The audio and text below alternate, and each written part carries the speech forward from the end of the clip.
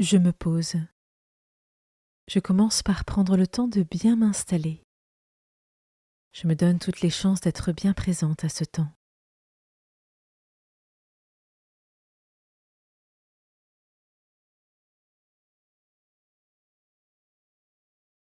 J'invoque l'Esprit Saint. Je lui demande de venir éclairer mon cœur et mon intelligence pour accueillir la parole de Dieu.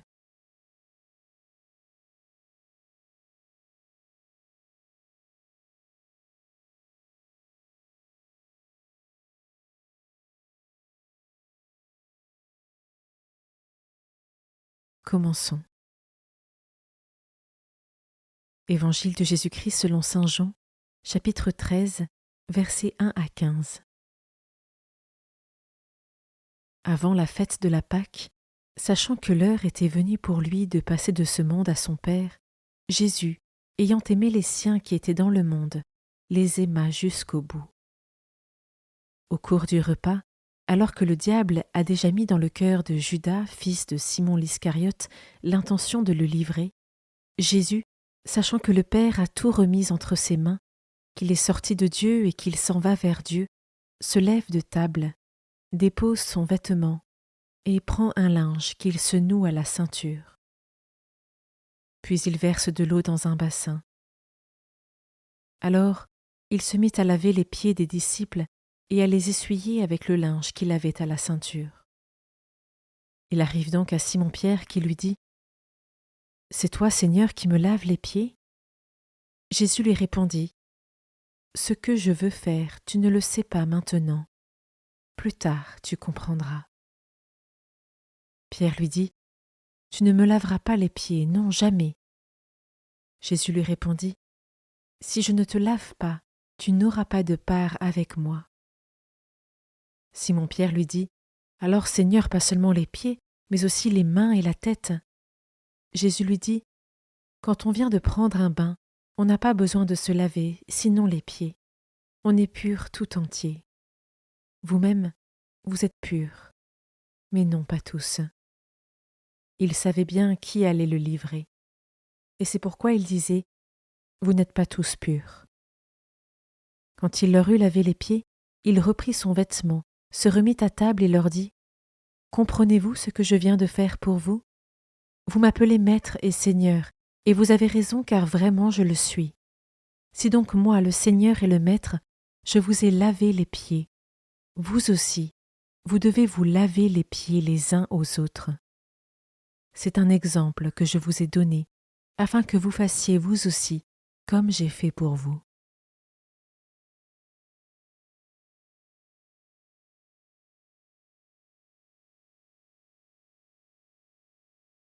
Je commence par méditer ce verset. Le diable a déjà mis dans le cœur de Judas, fils de Simon l'Iscariote, l'intention de le livrer. À moins d'être possédé, le diable ne peut pas prendre notre contrôle. En revanche, doué d'une incroyable intelligence et connaissant nos moindres failles, il excelle dans l'art de la tentation pour nous faire tomber. S'il a pu mettre de telles intentions dans le cœur de Judas, c'est parce qu'une porte a été ouverte par Judas lui-même. Ai-je conscience du combat spirituel qui se joue chaque jour? Quelles sont mes armes pour y faire face, afin de mettre toutes les chances de mon côté pour en sortir victorieux?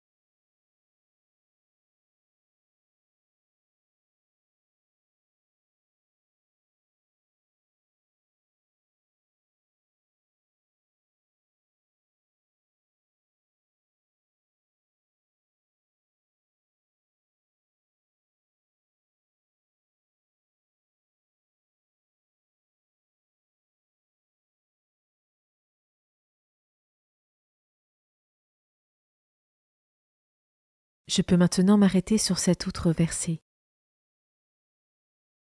Tu ne me laveras pas les pieds, non jamais.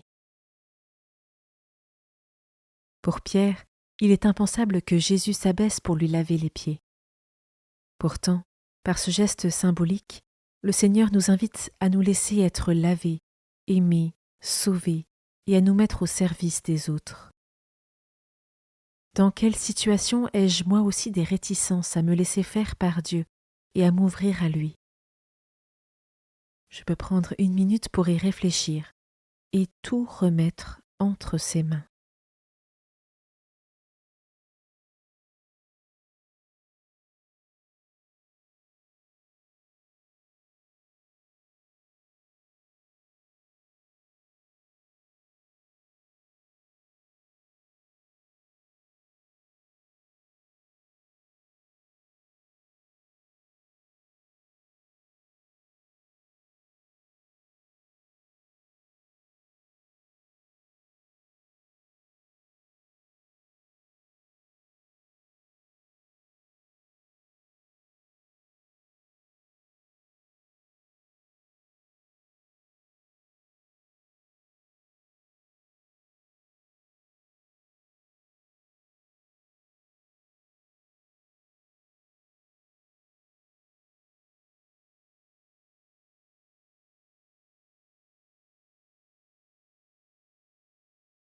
Je termine en méditant ce dernier verset.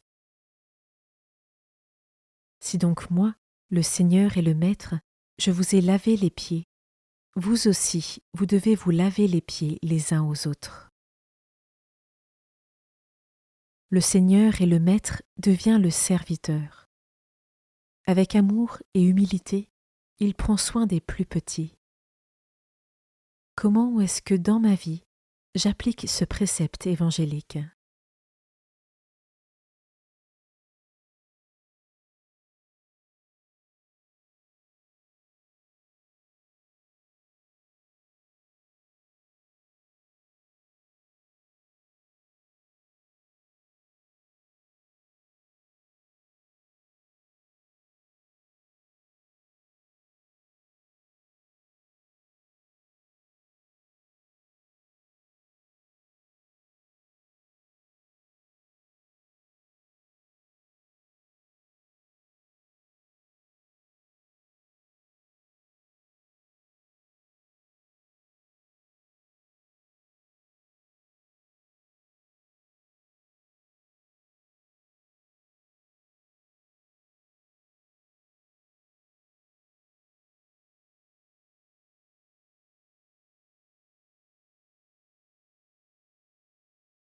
Je conclus ma prière en remerciant Dieu pour ce moment passé avec lui et pour toutes les grâces reçues.